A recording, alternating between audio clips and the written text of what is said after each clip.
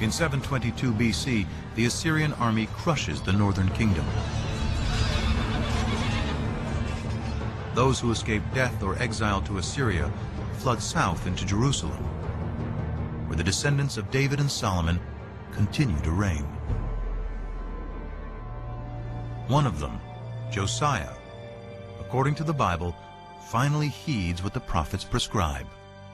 We're told in the book of Kings that King Josiah in the late 7th century BC was told that a scroll had been discovered in the temple archives. The scroll was brought to him, and as the scroll was being read, Josiah began to weep because he realized that it was a sacred text containing divine commands which the people had been breaking.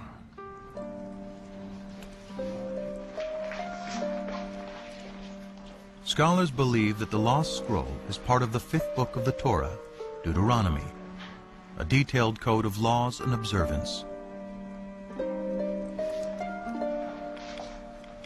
It inspires another group of scribes in the 7th century BC, whom scholars call the D-writers.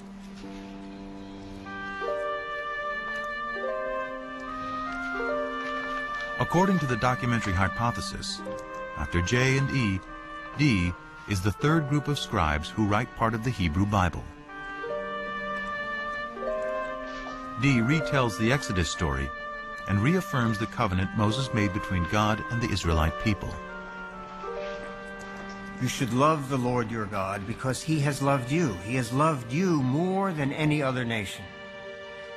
So the divine love for Israel requires a corresponding loyalty to God, an exclusive loyalty to God.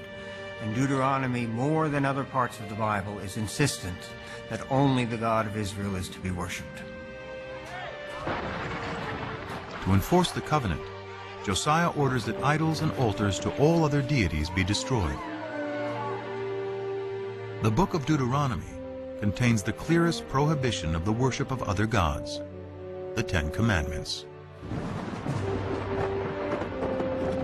I am Yahweh, your God. You shall have no other gods before me. You shall not make for yourself an idol.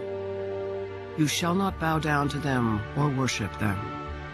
Deuteronomy 5, 6 through 9.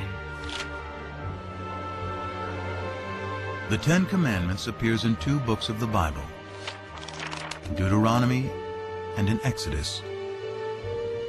It is not only a contract with Yahweh, it is also a code of conduct between people. The revelation of the 10 Commandments is an ethical revelation. And that's where the idea of justice comes in, because that's the most important thing about the way in which we treat one another. We will not kill him, we will not steal from him, and we will not lie about him. We will abide by the commandments. The commandments, as God himself repeatedly says through the later prophets, are already written on the hearts of human beings. By associating the belief in one God with moral behavior, the 10 Commandments establishes a code of morality and justice for all, the ideal of Western civilization. Despite Josiah's reforms, the ancient Israelites continue to worship other gods. Their acceptance of one God and the triumph of monotheism begins with a series of events vividly attested through archaeology, ancient texts, and the Bible.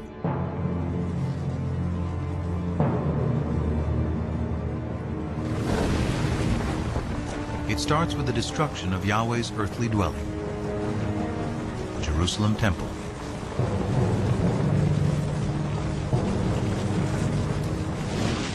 In 586 BC, after defeating the Assyrians, a new Mesopotamian empire invades Israel.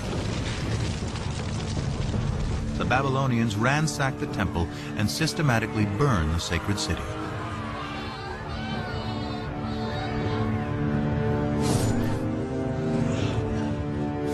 Before his eyes, the Babylonian victors slay the sons of Zedekiah, the last Davidic king, then blind him.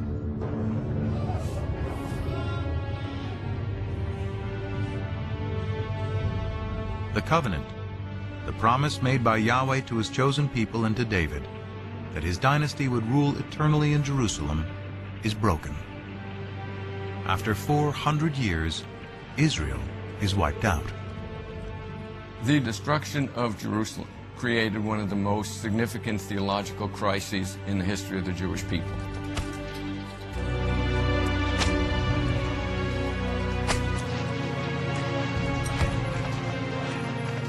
The Babylonians round up the Israelite priests, prophets, and scribes and drag them in chains to Babylon. Babylonian records confirm the presence of Israelites, including the king, in exile. In every age of disbelief, one is inclined to think God is dead. And surely those who survived the fall of Jerusalem must have thought so. After all, how could God allow his temple, his house, the visible sign of his presence among his people, to be destroyed? Without temple, king, or land, how can the Israelites survive?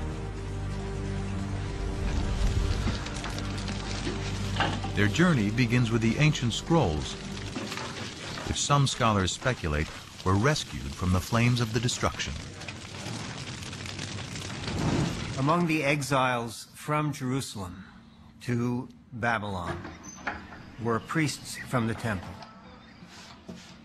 And they seem to have brought with them their sacred documents, their sacred traditions.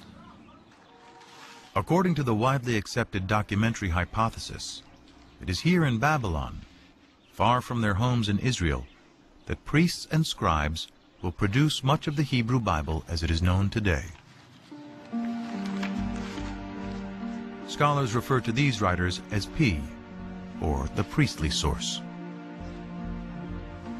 It was P who took all of these earlier traditions, the J source, the E source, the D source, and other sources as well, and combined them into what we know as the Torah, the first 5 books of the Bible.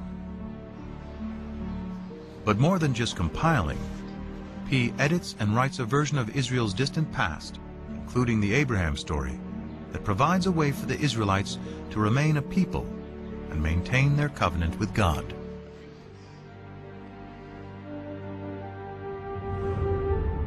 You shall circumcise the flesh of your foreskins, and it shall be a sign of the covenant between me and you.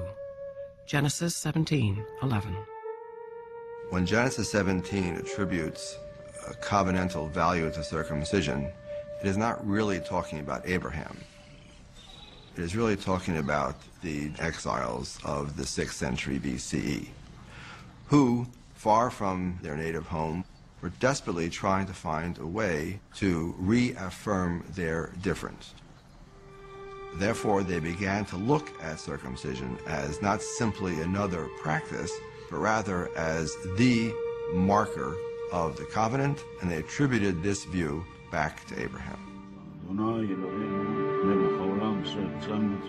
To the exiles, the Babylonians are the new Canaanites, the idol-worshipping, uncircumcised peoples from whom they must remain apart.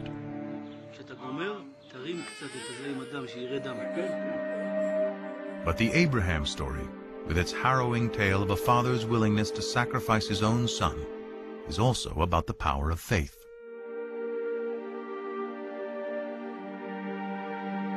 It is no coincidence that the exiled P scribes place Abraham's origins in Ur, just down the river from Babylon. Perhaps with the same faith as Abraham had, so too will the exiles be returned to the promised land. One of the pervasive themes in the Torah is the theme of exile and return. Abraham goes down to Egypt and comes out of Egypt. The Israelites go to Egypt and get out.